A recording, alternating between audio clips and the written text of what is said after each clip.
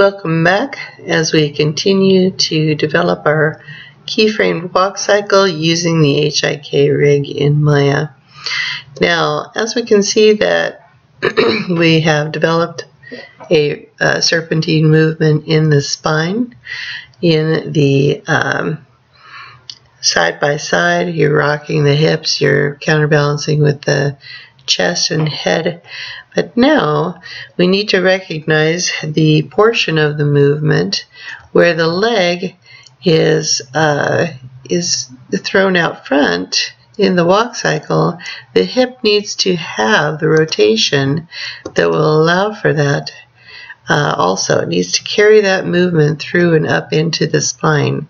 So by that, what I mean is when I step forward, I should see a nice rotation in the hips as well that would carry that forward. Okay, it's going to be a little bit easier to see if we go to our perspective view. Okay, when that leg, that performer left leg is thrown out front, then we should see a nice rotation in that hip as well. And then of course we're going to need to counterbalance going in the opposite direction with the shoulders, and then of course balanced out so that he's looking straight forward.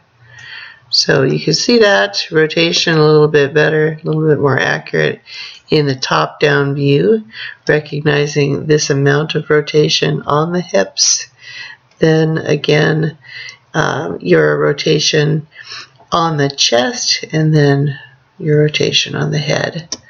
So make sure you're checking that and that you are matching that in a very natural, hand-keyed way to the best of your ability on the opposite side. Okay.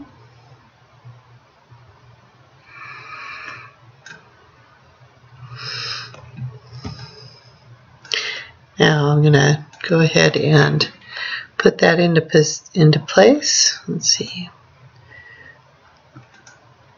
To work clean as you go.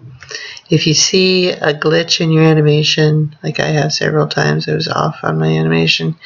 19 should not have your keyframes. 20 should hold your keyframes for now.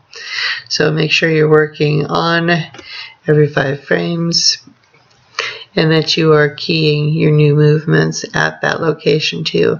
We're going to take time to polish and adjust because of course our animation it trails up the spine as well as through time.